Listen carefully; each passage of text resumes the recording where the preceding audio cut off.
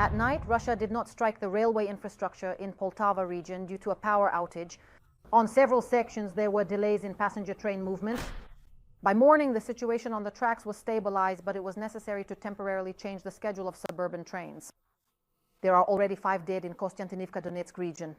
The city suffered another enemy strike on residential areas with nearly 30 private homes, 6 apartment buildings, and an administrative building damaged. In Druzhkivka, 5 people were injured and 3 more in Novodonetsk. A 73-year-old man was killed in Slatina, Monakharkivshkina. A 70-year-old woman was injured.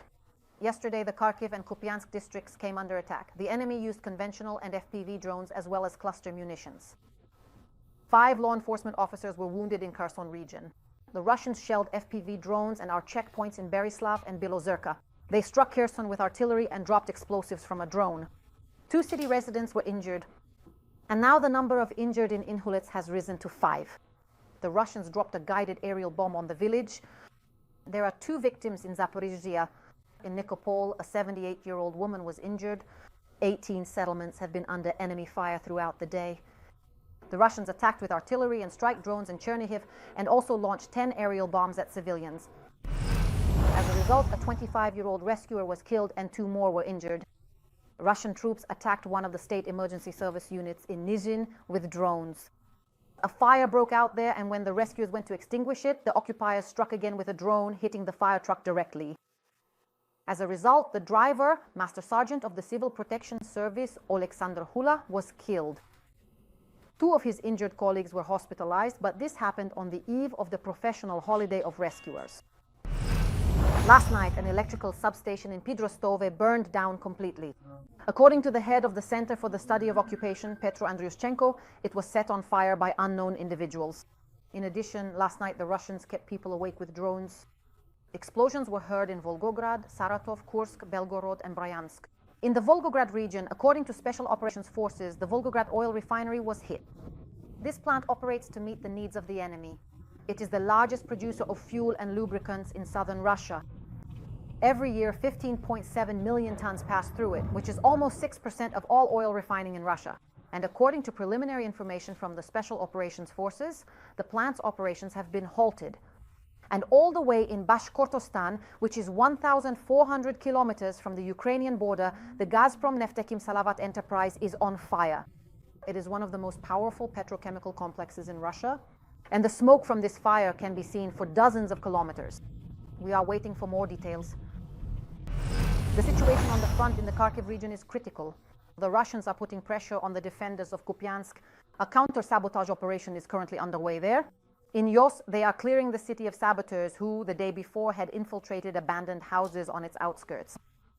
The head of the city military administration, Andriy Besidin, said on the United News telethon that the situation in the city is under control. Many Russian soldiers have been killed and taken prisoner. However, quite a few enemies are infiltrating the urban area as the front line is nearby. Right now, the front line is less than a kilometer from the city limits. There are currently more than 1,700 residents remaining in the Kupiansk community. On the right bank, there are over 700 people, and the enemy is advancing near Kindrashivka, Stepova, Novoselivka in the Kharkiv region, and Nova Ivanivka in the Zaporizhzhia region. This was reported by analysts from the Deep State portal. Meanwhile, Ukrainian forces have launched a counteroffensive in the Donetsk region, in the Dobropilya-Pokrovsk direction. 7 settlements have been liberated, and about 100 Russians have been taken prisoner. This was announced by President Zelensky, who visited this section of the front. In the Pokrovsk area, in the Dobropilya area, there are fierce battles, but we have managed to inflict significant losses on the Russians. Since the start of the operation, our troops have already liberated 160 square kilometers, and more than 170 square kilometers have been cleared of the occupiers. We have significantly increased our exchange fund. Almost 100 Russian prisoners have already been captured. 7 settlements in this direction have been liberated, and another 9 have been cleared of Russian presence. They are just a few hundred meters away from the occupiers. The infantry of the 65th Mechanized Brigade is holding back the invaders in Zaporizhzhia without sleep. Constantly under enemy fire, the soldiers spend at least 10 days there. They say getting out from the front line is a whole operation in itself. TSN correspondents met the infantrymen during their latest rotation.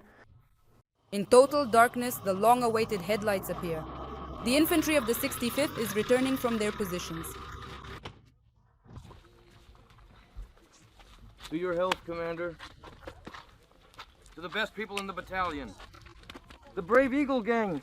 The guys were at the front line for more than 10 days. They admit their only wishes are a shower and some rest, but first, a call home. Getting out of the position and reaching the point where the driver will meet them is an extremely difficult task because of the enemy who is always on the lookout. You start to break her spine. The drones start to fly around. In the field, you get hit by shrapnel. It's no easier at the positions, where the Russians keep trying to break through the defensive line. The Russians are hitting our infantry with mortars, artillery, and banned phosphorus munitions.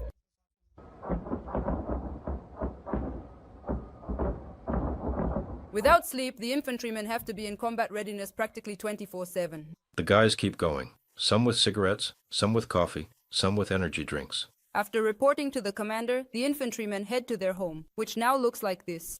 The first times we ended up here, no one could imagine what it would be like to sleep in a sleeping bag like this and on a bed like this. But now we've somehow gotten used to it.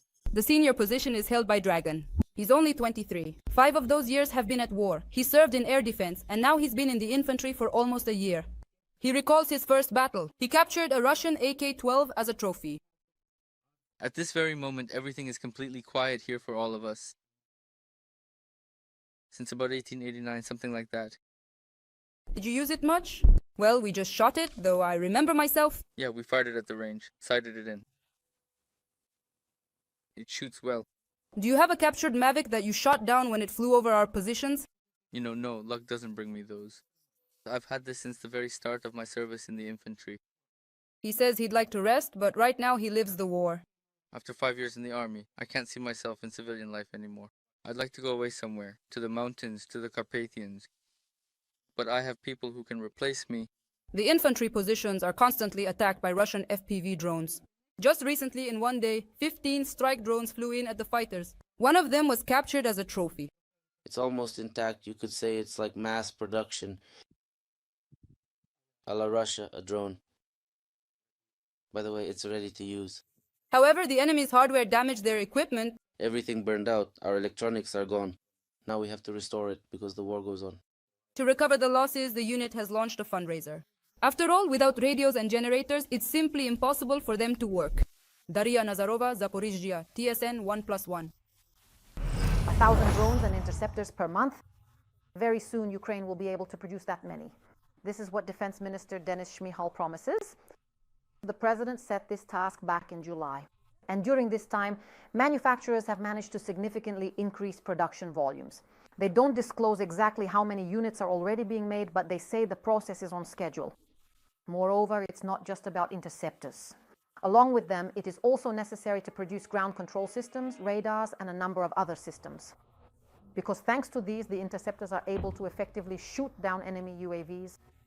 And the goal, says Denys Shmyhal, is to intercept absolutely all Russian drones over Ukrainian territory. I have to repeat, it's not just about producing 1,000 drones.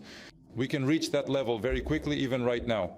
That's just the tip of the iceberg, this large coordinated system that needs to work, which includes electronic warfare systems, radars, acoustic sensors, and so on and so on. It's a large complex, and its implementation actually takes some time. Another repatriation took place today. 1,000 bodies, which according to the Russians are the bodies of Ukrainian servicemen, have been returned to Ukraine. Regarding the number of returned bodies of soldiers, the Ukrainian side is currently being very cautious in its statements because during previous exchanges, among the bodies of Ukrainian defenders handed over, there were also bodies of Russians. Very soon, investigators and expert institutions of the Ministry of Internal Affairs will begin the identification process to establish the identities of the deceased. And this exchange of bodies is already the 12th since the beginning of this year. Combat parts of enemy drones were destroyed in the Chernihiv region. They were discovered in the Nizhyn and Koryukivka districts. Local residents reported the dangerous finds to the police. The remains of the drones were lying not only in the fields, but also in people's yards. Apparently, some of their parts had not detonated and could have exploded at any moment. Bomb disposal experts removed them and neutralized them at a special testing ground. Rescuers remind everyone not to touch or move munitions as they can detonate from the slightest contact.